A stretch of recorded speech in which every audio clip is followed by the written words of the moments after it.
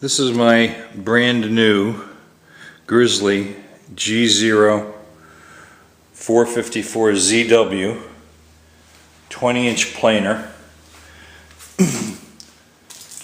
Brand new out of the box. Give you a little better view of it. I added a Wixie digital height gauge. Very happy with the machine. Came in well packed in a wooden crate that got destroyed by opening it. What I'm not happy about at all is the customer service at Grizzly and their warranty. If you notice over here, I've got a little plastic bowl that is slowly filling up with oil, which comes out of the gearbox, which is right behind this cover. The spiral cutter head goes into the gearbox, and evidently the gearbox is leaking oil, a lot of oil.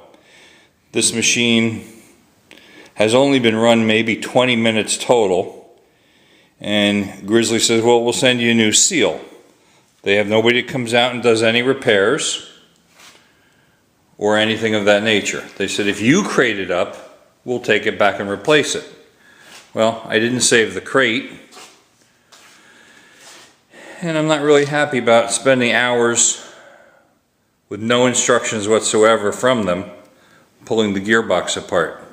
But that's what I'm going to do, and I'll walk you through it. I'd also like to note that there's no guarantee that the seal around the cutter head shaft or the gasket is going to fix the leak. It is possible that the cast iron gearbox could be porous, or the hole where the seal seats is oversized, or there's a nick in the cutter head shaft that's cutting the seal. But as I get it apart, we'll see. Okay, I've removed the cover, I've removed the dust collection, I've removed the wheel for the raise and lower.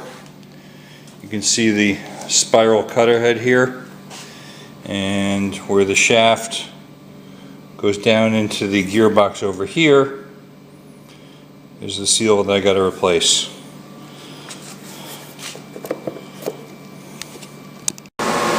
Okay, I've removed the cover for the plastic cover for the gearbox, which protects the chains and the gears that drive the feed to feed the wood into the planer. So I guess I've got to remove this mess of pulleys and gears and chain drives. Well, I've got that mess of gears and sprockets off, and I guess this exposes the cover for the gearbox. Looks like 4 Allen screws hold the cover on. I guess that's next, and drain the oil. Here's where I am so far. I've exposed the gearbox, wiggled off the cover, drained the oil. There's the cover and the shift knob and the gear that it moves in and out. Not quite sure where to go from here. I gotta get all the way to the back to that seal there. Well, I got the gearbox all stripped out. This is the bearing that supports the cutter head, which is this shaft here.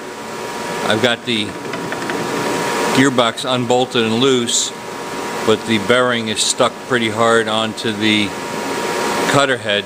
On the other side of the bearing is where the seal is that I need to replace. So I either need to drive it out with a brass drift or make some kind of a puller to go across these 2 holes with a threaded rod that way to press the cutter head out of the bearing. Not quite sure what I'm going to do yet. This is the gearbox for the planer. Finally got it off the cutter shaft.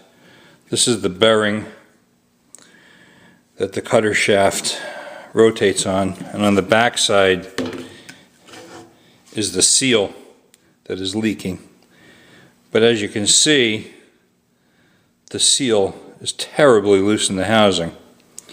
Hopefully the new seal fits tighter, and I can tell that, I don't think you can see it in the picture, but I can tell that it's badly mangled and it's fairly beat up around here from them, I guess, assembling it very carelessly, I presume. I'm going to pull this seal out and see how tight the new one fits.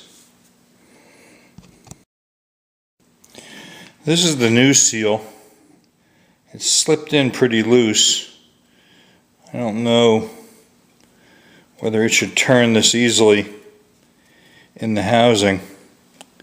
I'm going to contact Grizzly in the morning. I'm not happy with this, and I don't want to spend another 5 or 6 hours putting this back together and having it leak again.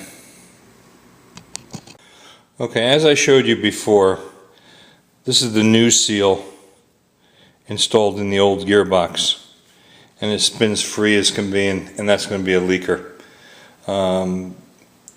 Grizzly has decided to send me an entirely new gearbox with the seal installed, and it has arrived today. I should have filmed more of this, but this is the new gearbox.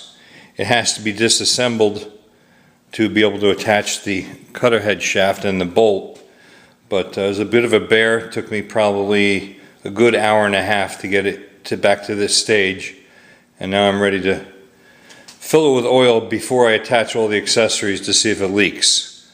And I'm also going to run it at this stage to make sure it doesn't leak any further before I finish installing all the accessories and gears and plastic covers and all that stuff. Well, as you can see, I got the new gearbox in. A little bit of a chore getting the cover back on and lining up all the gears. I've reinstalled the sprockets that run the feed rollers. They drive off of here. I still have to hook up the tensioner. What took the longest was the fill is way up over here underneath, and I had to use a small plastic tube and a small funnel, and the oil is so thick it took me almost a week putting a little bit of oil in before work and after work. This is the little setup I had to load the oil into the fill tube, which goes way down here, up and underneath. Really poor design on their part. They could have had the fill mounted up on the top somewhere.